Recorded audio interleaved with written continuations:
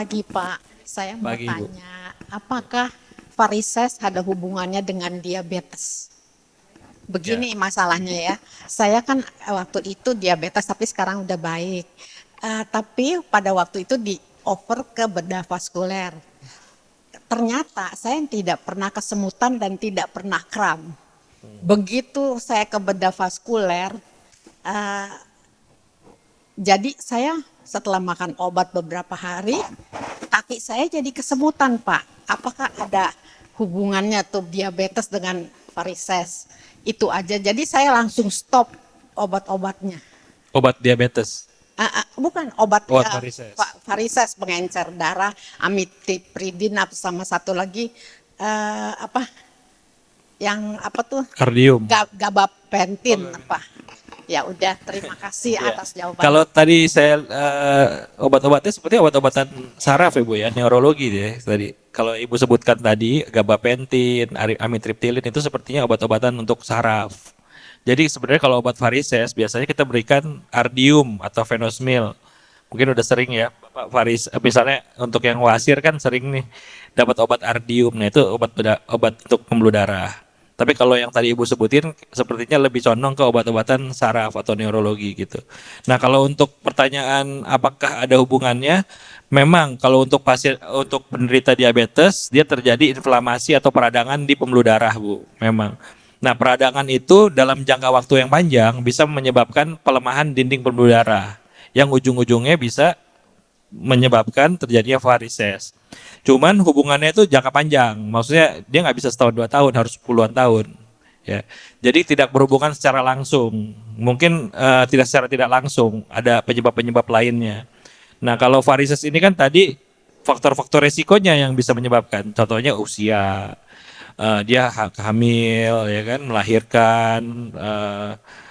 Terkait dengan pekerjaan, misalnya berdiri lama, duduk lama gitu ya, atau mungkin pernah trauma di kakinya, nah itu bisa menyebabkan secara langsung tuh penyebab varis. Cuman kalau diabetes bisa, cuman dalam jangka panjang, tidak secara langsung, gitu Bu.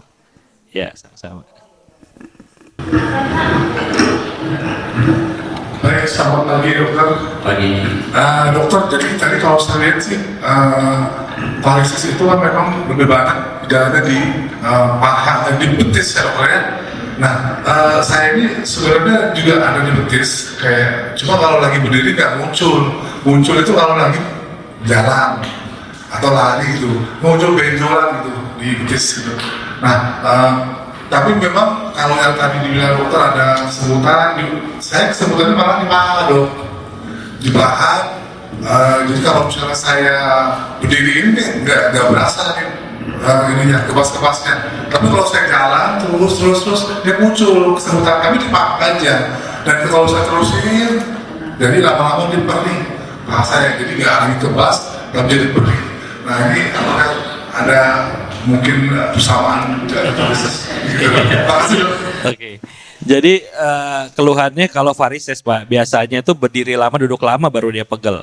Jadi kalau perih, panas ya, mungkin serasa gatal itu sangat subjektif dan bisa bervariasi antara tiap-tiap orang yang ada varisesnya. Cuman yang pasti setiap orang yang ada varisesnya keluhannya ada satu yang sama, yaitu berat di kakinya dan nyeri biasanya, pegal. Kalau untuk masalah perih atau gatal kesemutan, nah itu bisa bervariasi. Ada yang timbul, ada yang enggak. Kita nggak bisa menyamakan. Nah biasanya kalau berdiri terus dia jalan jadi perih itu biasanya bukan varises. Biasanya ya, karena varises itu timbulnya kalau dia posisi diam aja, di berdiri lama atau duduk lama, nah baru dia timbul gejalanya. Tapi mungkin ada penyakit lain kayak diabetes bisa juga. Kalau diabetes kan dia kalau uh, itu hanya dari ini nih apa kita dari ngobrol-ngobrol aja. Cuman kalau untuk lebih pastinya harus kita lakukan USG sebenarnya. Nah, jadi ke poliklinik nanti dilakukan USG sama dokternya ya, untuk mengetahui apakah ada kebocoran di katup di pembuluh darahnya. Nah, kalau terbukti ada ya kita bisa diagnosis itu varises. Dan nggak semua orang yang varises itu timbul seperti urat-urat tidak selalu.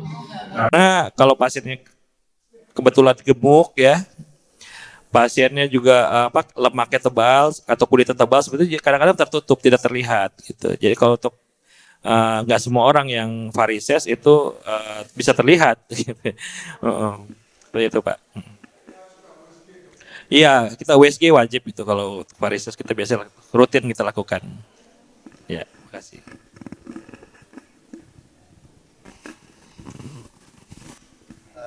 Saya mau menanyakan apakah hemoroid itu juga prosesnya mirip dengan terjadinya varises Ya. dan penanganannya bagaimana untuk hemoroid? Untuk hemoroid ya Pak. Jadi memang hemoroid itu adalah pelebaran pembuluh darah juga sebenarnya. Cuman letaknya di anus, di anal kanal. Nah, prosesnya sama, mirip dengan varises yang di kaki ya. Karena dia pembesaran pembuluh darah, cuman lokasinya berbeda nih. Lokasinya di anal kanal. Untuk faktor risiko hampir-hampir mirip-mirip juga. Usia tua, wanita, seperti itu ya. Nah, kalau untuk penanganannya biasanya kalau zaman dulu dioperasi Pak. Sekarang juga ada metode laser. Gitu. Cuman mungkin karena saya dokter bedah vaskular yang tidak menangani masalah di anus ya, mungkin lebih tepatnya konsultasi ke dokter bedah ya, mungkin bedah digestif mungkin gitu ya. Jadi yang saya tahu sekarang penanganannya bisa dengan laser juga kalau untuk hemoroid ya. Wasir kan maksudnya. Hah? Udah? Dua aja. Oh iya, mungkin pertanyaan dari saya mungkin tadi seperti yang udah disampaikan untuk mencegah varises deh. Mencegah varises. Dua aja ya, dua aja. Ya dua aja. Tadi ada 4 misalnya, dua aja deh. Ulangi aktivitas yang lama kali ya? Ya, sorry tidak. Olahraga aja, jadi berenang tadi, kemudian bersepeda, jalan, tapi jangan terlalu berat lari atau Rutin ya Pak ya? Olahraganya rutin, itu yang penting rutin. Kalau cuma olahraga hari ini nanti bulan depan olahraga lagi. Ya, seperti itu. Jadi harus rutin ya. Oke. Satu lagi Pak, satu lagi Pak. Jaga berat badan. Obesitas. Ya, jaga berat badan ya. Ya. Satu lagi dokter. Hindari Faktor risiko aja. Resiko varises. Ini dulu ya.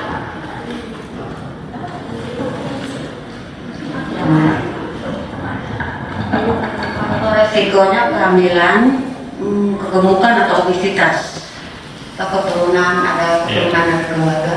Ya, faktor genetik bisa juga ya. Betul.